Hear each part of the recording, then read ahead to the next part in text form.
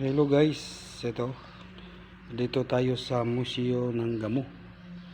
Yan guys, ang una kong ipakita sa inyo ito yung ito yung amplifier ng mga sa unang mga sumikat ito sa mga 80s or 70s. Ito siya. Yan si guys, oh. Yan. Yan guys, oh. Oh. Yan po yung amplifier dati. Tapos ito po yung yan yung bala niya, oh. Ito yung disc niya. Ito. Ang tawag nito is plaka. Oh, kumbaga ilagay lang siya doon. Ayun, tapos iikot lang siya. Ayan. Tapos meron pa dito yung isa, yung malaki. Ayan. Yan yung malaking disc. Yan siya. Yan.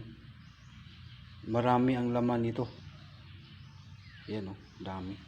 Malaki, malapad. Okay? Okay, ang sunod ko naman na ipakita sa inyo ito. Itong makina ng tahian ng damit. Ayan siya. Ayan. Yan po yung lumang makina. Oh, ayan, di ba? Oh. Kalumaan. Ito guys, yung mga lumang typewriter. Ayan. Yung mga lumang typewriter po ito. Yan guys, oh. Yan. Yan, yung mga ito, naabutan ko mga ito. Pero itong malaki, ayan. Mukhang di ko naabutan yan. Anong pangalan yan? Yan, sobrang luma na talaga, oh. Yun, mga vintage na ito. Oh. Di ba? Ito naman guys, ito yung cassette tape. Yan. Yan po yung cassette tape. Naabutan ko rin ito. Mga 70s, 80s din yata ito nag-umpisa. Yan. Oh, di ba? Sa mga millennials parang hindi nila naabutan ito. Oh. Yan. Dito lang makikita po ito sa Museo ng Gamo. Sa Agri-Fishery. Ito naman guys, ito yung malaki, oh. Ayan, cassette tape din po siya. Pero malaki na. Malaking speaker na rin. Ayan, oh. Diba? Bihira na kayo makita ng ganito. Ito guys, yung mga sombrero ng mga sundalo. Yan. Yan. Oh. Mga baunan nila dati. Baunan ng tubig, kanin. Ayan.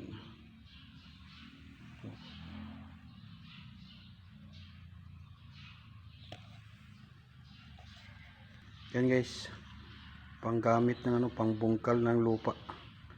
Ayan. Ito guys, baliktaran po ito. Ito matulis, tapos yung sa kabila is malapad. Ayan. Tapos yan guys, ito mga banga. Ito po yung naabutan ko rin ito. Malamig po ito. Dati kasi dito ilagay yung tubig. Hindi kailangan ng ice. Alam mo bakit? Kasi ang lamig po yan. Malamig po yung tubig na ano. Yan. Oh, yan. Yan guys, oh. Yung mga lumang kutsara, lumang tinidor. Oh, yung mga plato, mga platito. Ayan. Di ba? Ito ang tawag naman yan is charcoal iron. Alam mo yung plansa? plansa sa unang panahon, yung gamit yung uling. Ayan. Yun, yun. Yan. Yan. Sungka. Ayun. Yan. Ito yung sungay. Yo. Ang alam ko, sungay ng kalabaw to. Parang ginawa lang horn. Ano? Ihipan lang yung butas yan. Ayan. Oh, di ba?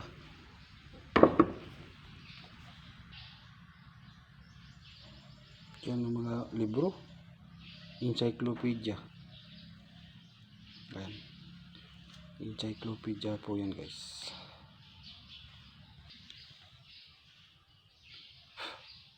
Yan guys, oh. Kama. Tapos yun, salamin. Yun.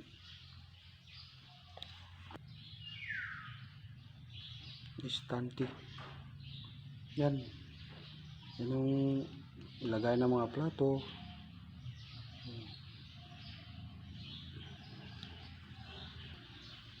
Yan guys, round table. Bihira na po ito ngayon guys.